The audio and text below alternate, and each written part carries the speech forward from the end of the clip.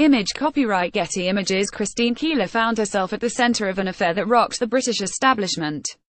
The revelations about her relationship with the cabinet minister John Profumo hastened the end of the Macmillan government.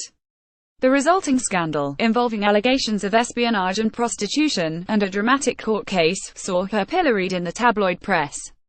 But Keeler was a somewhat naive victim of an establishment that was determined to protect its own position against what it saw as a tide of permissiveness. Christine Keeler was born in Uxbridge, Middlesex, on the 22nd of February 1942. Her father deserted the family while she was still a young child, and her mother later set up home with Edward Hewish, in a pair of converted railway carriages near Windsor. She was sexually abused as a teenager both by her mother's lover and his friends, for whom she babysat. Image copyright Getty Images. Image caption: She suffered an abusive childhood. Keeler left school with no qualifications and had a succession of jobs, including working in a gown showroom and a spell as a waitress. She also posed for some modeling pictures. Platonic friendship. At the age of 17 she became pregnant. Attempts at a self-induced abortion failed, but the child, a boy, died days after the birth. I was just 17. I did not have many illusions left, and the ones that did remain were soon to vanish.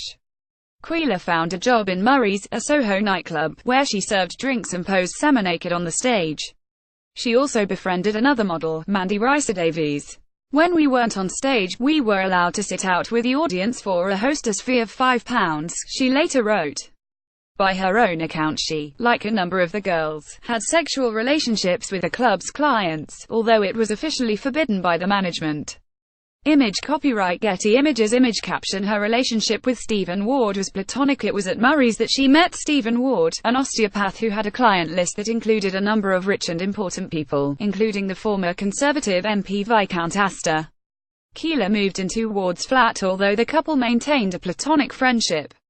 Ward took Keeler to parties where he introduced her to many of his friends, including Peter Rackman, the notorious slum landlord, with whom she had a relationship.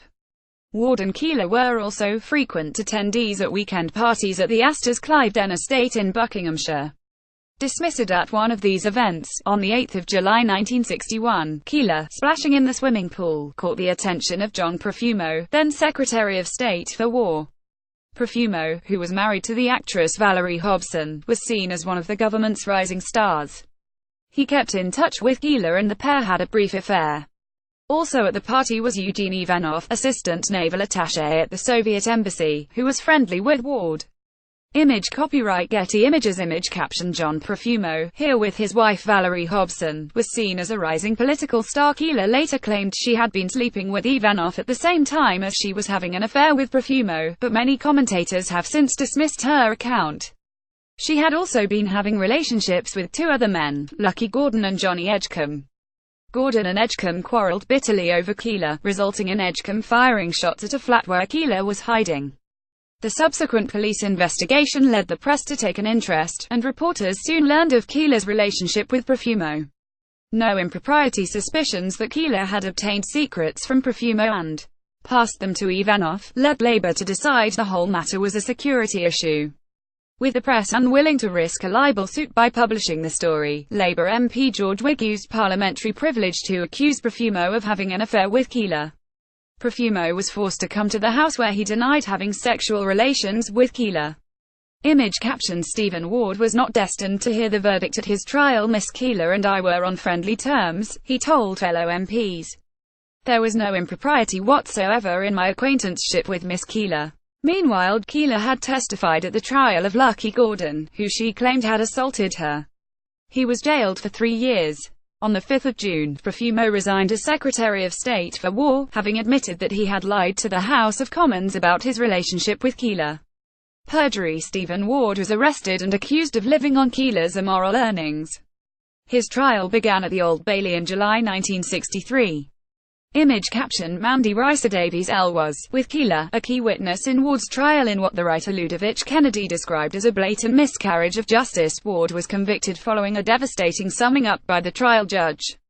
But, by the time the jury announced its verdict, Ward was in a coma, having taken an overdose of sleeping pills. He died in hospital 3 days later. In December 1963, Lucky Gordon's sentence was overturned by the Court of Appeal, and Keeler was accused of lying at his trial. She pleaded guilty to charges of perjury, and was sentenced to 9 months in prison. Labour won the 1964 general election, having used the Profumo affair to accuse the Conservatives of being unfit to govern. On her release from prison, Christine Keeler largely disappeared from the public eye. There were 2 marriages which did not last but did produce 2 children. Image caption: she had little time for a fusty establishment. Much of the money she had been paid by newspapers had disappeared by the 1970s. She published 5 books about her life, one of which, entitled Scandal, was the basis for the 1989 film of the same name, of which starred Joanne Worley as Keeler. As a young woman, Christine Keeler was desperate to get away from an unhappy home and make something of herself.